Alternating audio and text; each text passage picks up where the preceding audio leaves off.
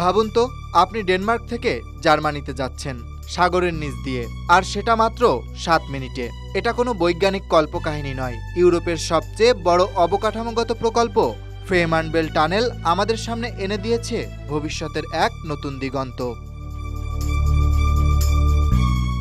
ডেনমার্কের রডবি শহর থেকে জার্মানির পুটগার্ডেন পর্যন্ত প্রায় 18 কিলোমিটার দীর্ঘ এই টানেলটি তৈরি হচ্ছে বাল্টিন সাগরের নিচ দিয়ে। এটি হবে বিশ্বের দীর্ঘতম ইমার্স টানেল, অর্থাৎ এটি পানির নিচে ডুবে থাকা প্রিফ্যাব ব্লক দিয়ে তৈরি হচ্ছে, যেগুলো পানিতে বসিয়ে জোড়া দেওয়া হচ্ছে।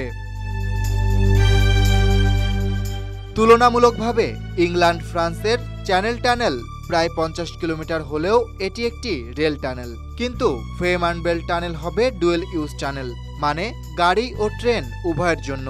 মাত্র 7 মিনিটের ট্রেন আর 10 মিনিটে গাড়িতে ডেনমার্ক থেকে জার্মানিতে পৌঁছানো যাবে। এই পথে এখন যারা যাতায়াত করেন তাদের প্রায় 45 থেকে 50 মিনিট সময় লাগে ফেরি পার হতে। কখনো কখনো বৈরী আবহাওয়ার কারণে ফেরি বন্ধ থাকে। তবে এই টানেল চালু হলে শুধু সময়ই বাঁচবে না, বরং বাণিজ্য, পর্যটন আর কর্মসংস্থানে আসবে বড় পরিবর্তন। প্রকল্পটির কাজ শুরু হয়েছে 2020 সালে এবং পরিকল্পনা অনুযায়ী 2029 সালের মধ্যে এটি চালু হওয়ার কথা। প্রায় 7.1 বিলিয়ন ইউরো ব্যয়ে নির্মাণাধীন এই টানেল ইউরোপের উত্তর দক্ষিণ করিডোরের জন্য একটি বিপ্লব।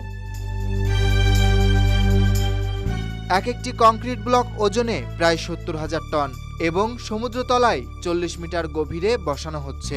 এত বড় প্রকল্প হলেও পরিবেশগত প্রভাব সীমিত রাখতে নেওয়া হচ্ছে আধুনিক প্রযুক্তি ও পরিবেশ বান্ধব ব্যবস্থা। এই টানেল শুধু একটি ভৌগোলিক সংযোগ নয়, বরং এটি ইউরোপের একতা, গতি এবং টেকসই অবকাঠামোর প্রতীক।